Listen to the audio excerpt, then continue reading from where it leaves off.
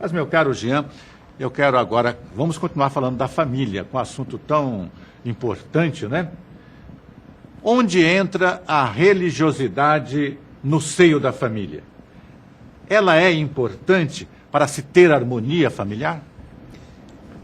São nas escolas religiosas, Igreja Católica, Evangélica, Espírita, Batista, que nós pegamos as noções básicas, noções mais fundamentadas do que é de fato você amar, você respeitar, você tolerar, você compreender. São nessas escolas religiosas que nós conseguimos estudar e compreender os ensinos de Jesus, que o tempo inteiro fez nos ensinar as virtudes um para com o outro, amar o próximo como a si mesmo. Então, sozinho é difícil, mas quando você tem o amparo de uma religião para te ajudar a compreender esses ensinos, fica tudo muito mais fácil. Você aprende lá e pratica no lar. Família fica mais unida? Fica mais harmoniosa? Unida, mais harmoniosa, desde que seja sincero a tua ida na religião.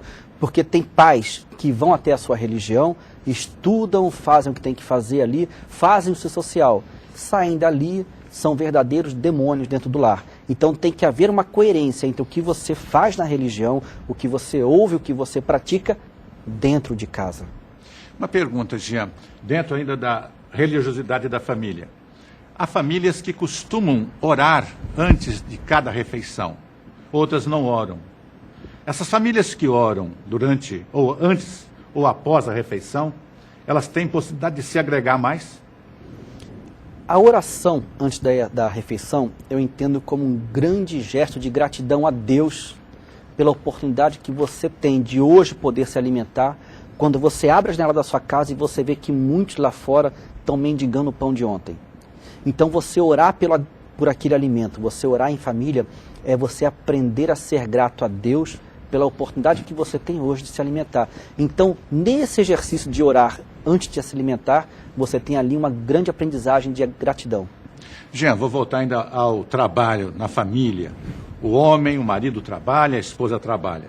Eu pergunto a você, meu caro Jean, há sucesso profissional que compense o fracasso familiar? Nunca, nenhum.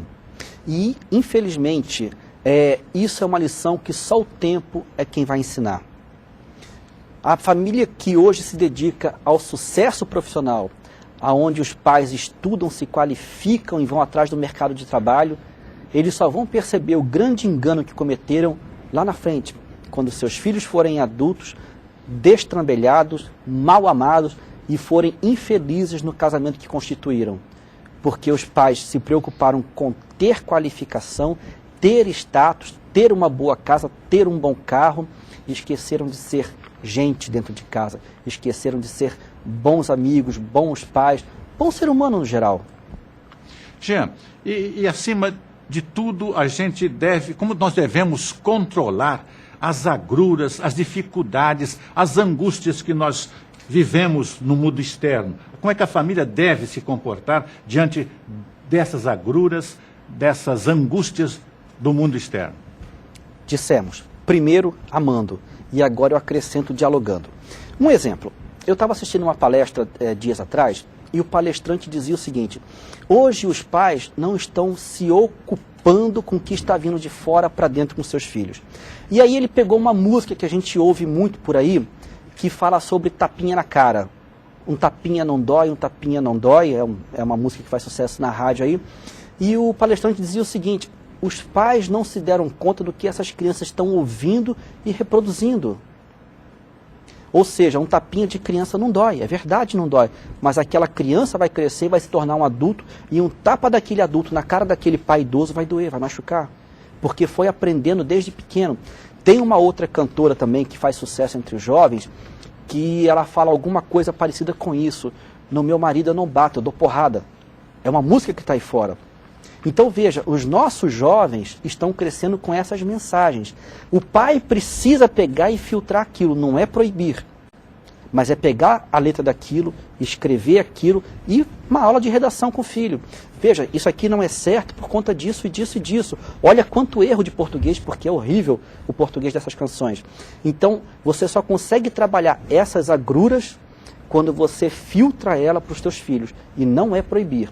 É trabalhar o conteúdo daquilo, mostrar o erro e mostrar o acerto. A criança, porque é inteligente, ela vai saber fazer a melhor escolha.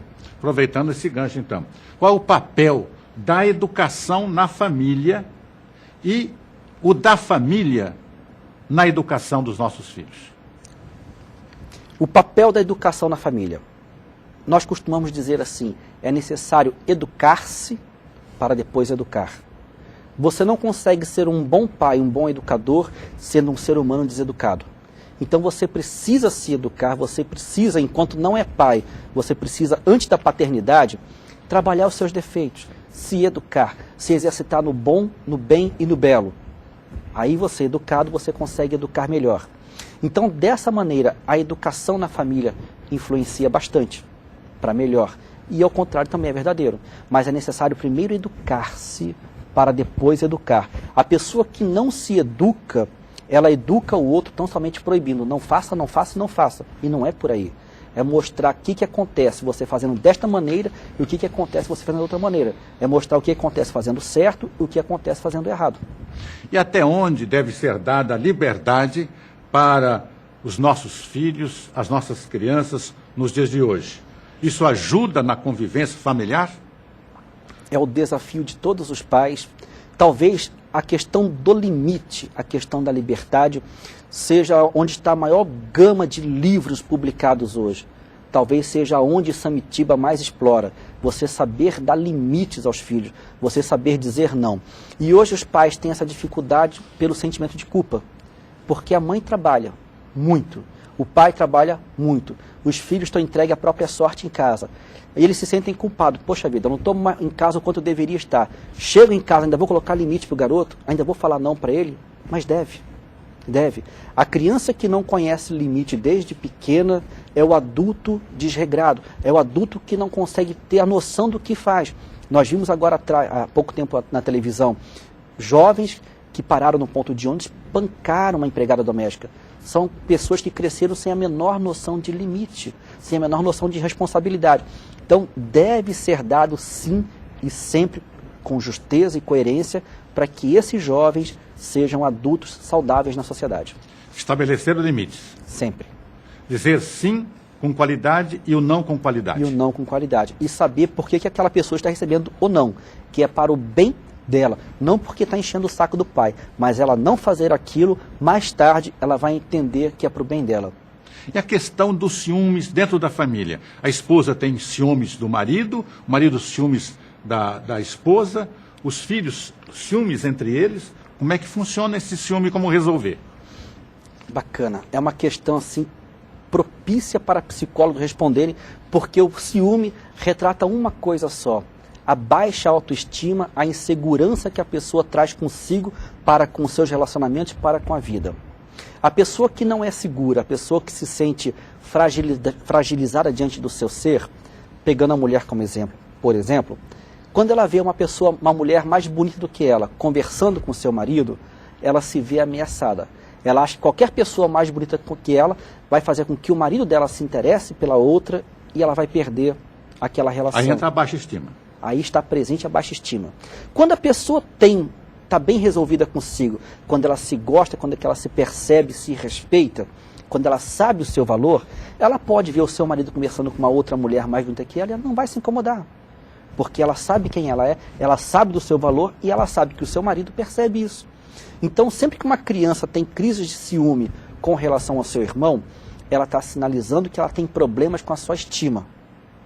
Quando isso não é trabalhado e essa pessoa cresce, ela vai se tornar uma esposa ciumenta, um marido ciumento, sinalizando que esse indivíduo adulto hoje precisa de ajuda especializada, precisa de um acompanhamento psicológico, porque ele tem valores em si, ele tem virtudes, mas ele sozinho não está conseguindo enxergar. E quando o profissional ajuda essa pessoa a enxergar os seus valores, ela deixa de ter o ciúme, porque ela passa a ter uma autoestima. A questão ciúmes, então, tem solução? Sim. Ciúme no casamento, né, na família? Você não tem ciúme específico, você é ciumento ou você não é. Então, quando a pessoa é ciumenta, é sinal de baixa autoestima. Ela busca uma ajuda especializada e tudo se normaliza para todos. E quando a esposa passa a desconfiar do marido ou o esposo passa a desconfiar da esposa. Gera esse conflito e que pode destruir a família, eliminando os ciúmes aí. A desconfiança, se ela for fundamentada, porque tem mulher que está casada com um homem que não vale praticamente nada. O pique ruído. Exatamente. Então você desconfia com fundamento, com justeza. Tudo bem. Vamos sair desse caso e a pessoa que vive desconfiada do marido e é casada com um bom homem, que é casada com um cara que tem uma vida normal. Final de semana joga sua bola, quando sai com amigos, é um homem íntegro, é um homem de respeito, mas a sua esposa desconfia dele. Nós temos aí o que colocamos no caso do ciúme, baixa autoestima. É a pessoa que não confia no outro porque não conhece os seus valores. Ou numa outra abordagem da psicologia, a pessoa que sente vontade de fazer alguma coisa e não faz, vê no outro aquilo que ela queria fazer e não faz. Ou seja, a mulher que desconfia do marido, muitas das vezes é um reflexo da vontade dela reprimida de querer fazer alguma coisa e não faz. Estou conversando aqui no programa Verdade com Jean-Marc Music Tete.